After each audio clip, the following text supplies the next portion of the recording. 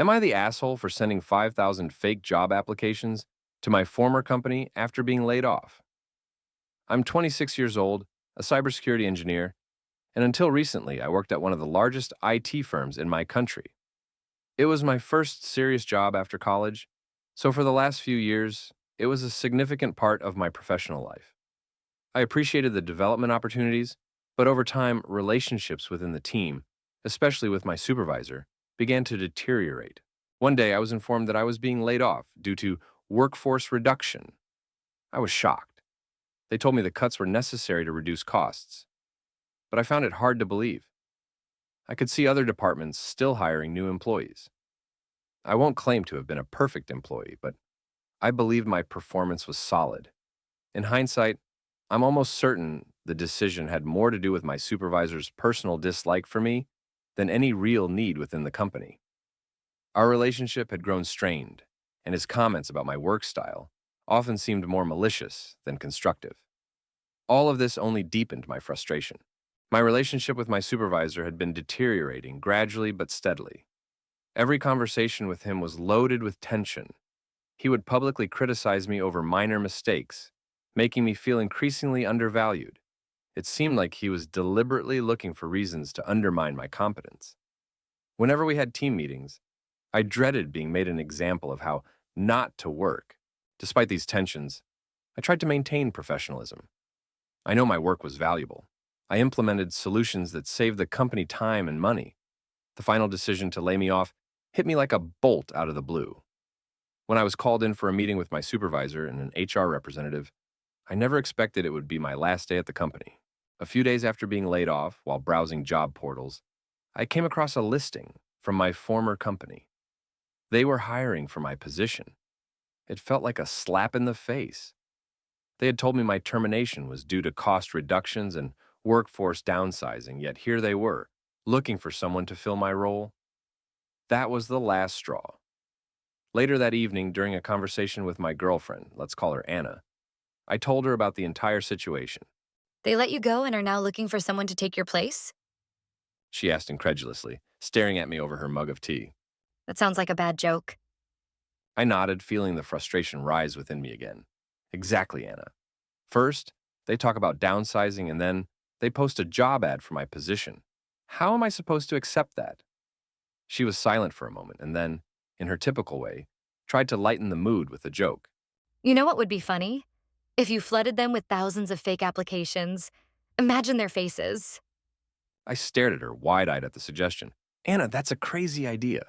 Although I hesitated, letting the vision of chaos in the HR department slowly take root in my mind. If you think about it, it could be interesting.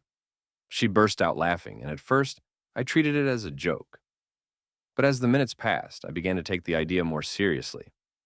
The more I thought about it, the more I became convinced that this could be the perfect way to vent my frustration.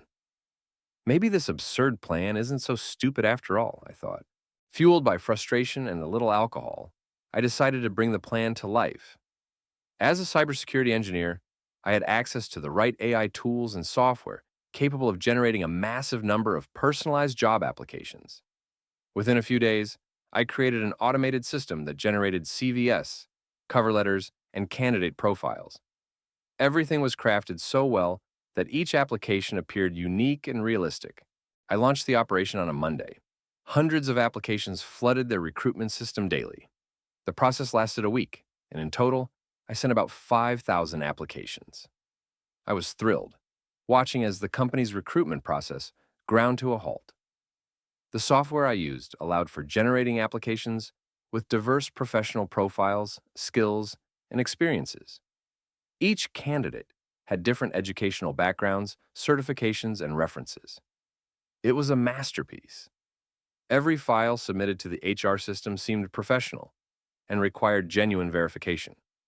I felt like a mastermind behind a chaotic project that effectively disabled an entire department. After a few days, the situation spiraled out of control. The company's recruitment system was completely overloaded. I heard from friends who still worked there that the HR department was paralyzed and had to work overtime just to regain some semblance of order.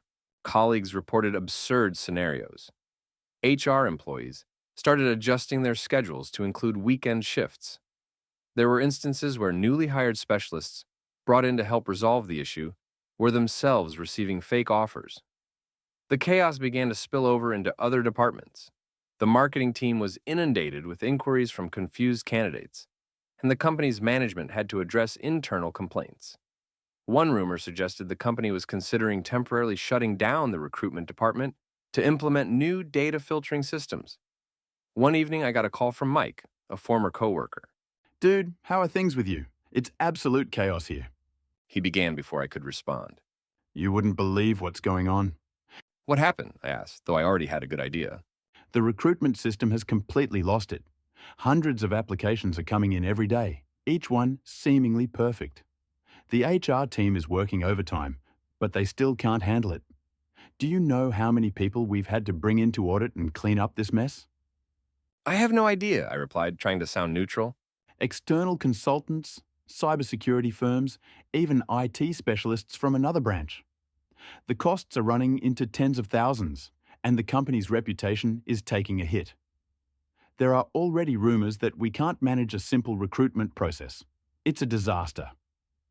That's when it hit me how much damage I might have caused the company. At first, I felt satisfied. I thought the company got what it deserved. Over time, however, I began to question whether this was the right thing to do. My revenge primarily affected people I respected and enjoyed working with. The HR staff had nothing to do with my dismissal, yet my actions caused them additional stress and overtime. I can't ignore the risk I took either. Sometimes I wake up at night thinking, what if the company discovers I'm behind this chaos? What legal and professional consequences could I face? Could my actions come to light years from now and ruin my career? I think of the faces of my colleagues I'd pass in the hallways. Many of them had spent years building their positions in the company. Did my impulsive decision indirectly harm their careers? In my mind, two forces are constantly at odds: the sense of satisfaction and the weight of guilt. Was I the asshole for venting my frustration this way? On one hand, I feel justified in my anger, especially after learning about their deceit. On the other hand, I know my actions were impulsive, immature, and hurt innocent people.